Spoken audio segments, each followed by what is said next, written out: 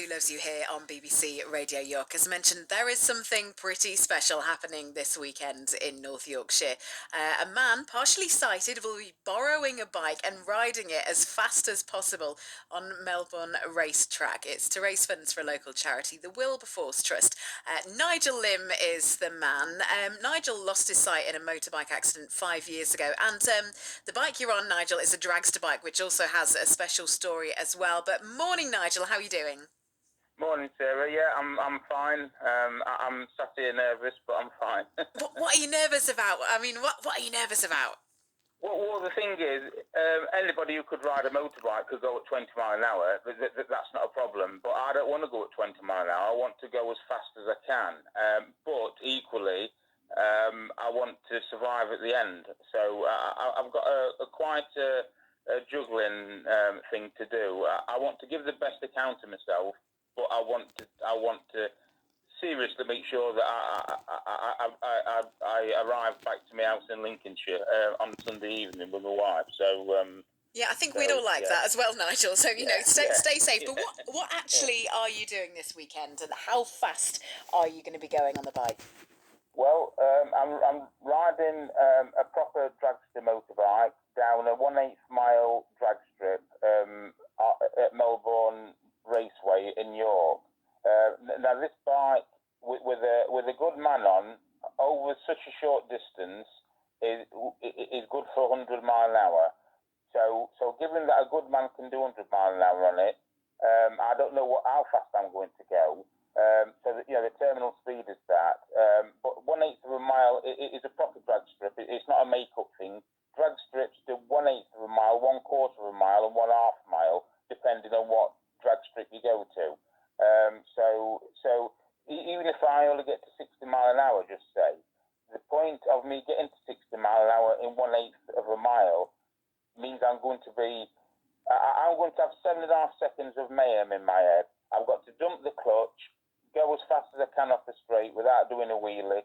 The gearbox, I press a button on the left-hand handlebar, and there's an air shift, and it just rams it into the next gear and then into the next gear.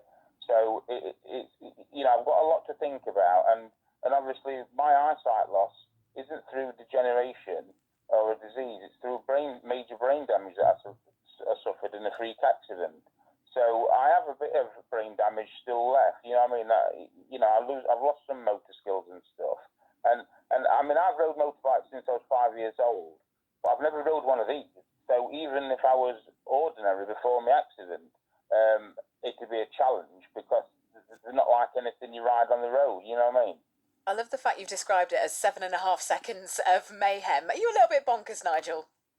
I think if you asked everybody else, I think the answer would be a yes. But you are doing it for a really, really good reason, aren't you? It's in aid of the Wilberforce Trust, who help support people like yourself with visual impairments. What have the last few months been like in lockdown for you then?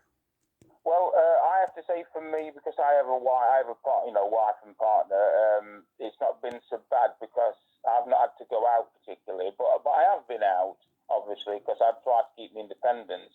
And that has caused some problems, because as a visually impaired person, we can shop, but we have to pick up the item, what we think we're wanting, and then put it close to his face to try and see if it is what we're wanting and what the sell-by date is.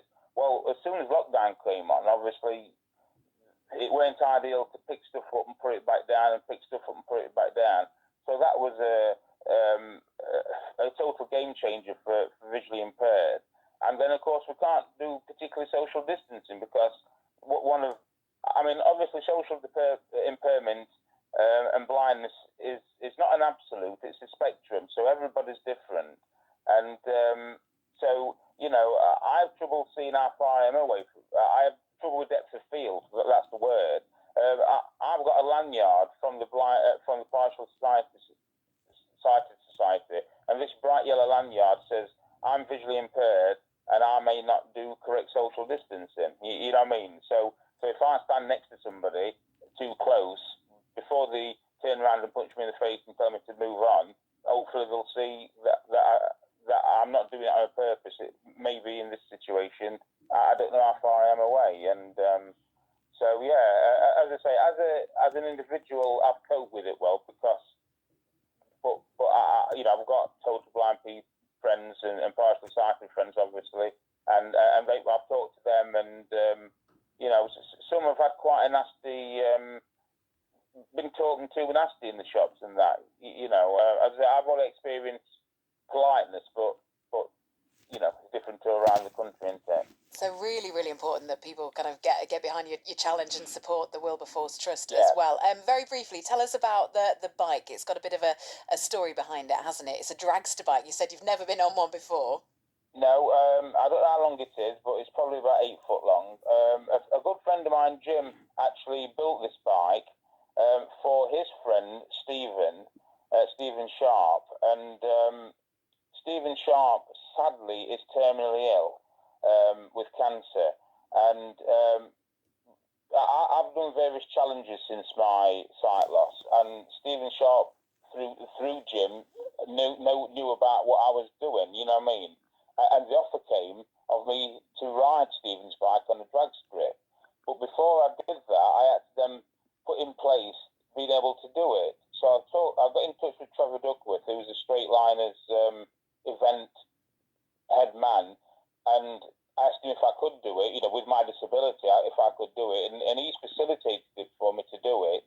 So once I got a thumbs up from him, I could then say to Jim and Steve, yeah, I've got a thumbs up from Trevor to do it at York. Can we put it together? So that's what we did, and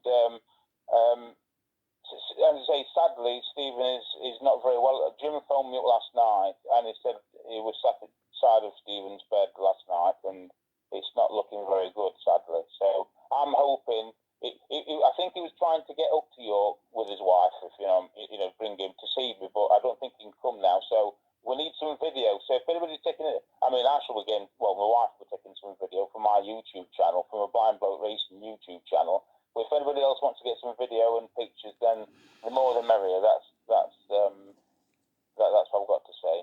Nigel, I think you are a fabulous man. As you say, a little bit bonkers, but we wish you all of the best with your Thank you. challenge tomorrow. Everything, fingers and toes crossed. I'm Yeah. sure you'll have a brilliant time, and Yeah. and make a real difference. And hopefully, Stephen, who's the owner of the bike, will be really, really proud of Yeah. you as well.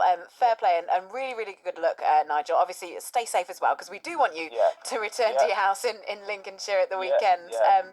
Absolute pleasure to talk to Nigel. If you want to support the appeal, there's a Just Giving page. Just have a search for Blind Bloke Racing. That's Nigel Lim, who is taking part in a high-speed challenge at Melbourne Raceway near York tomorrow.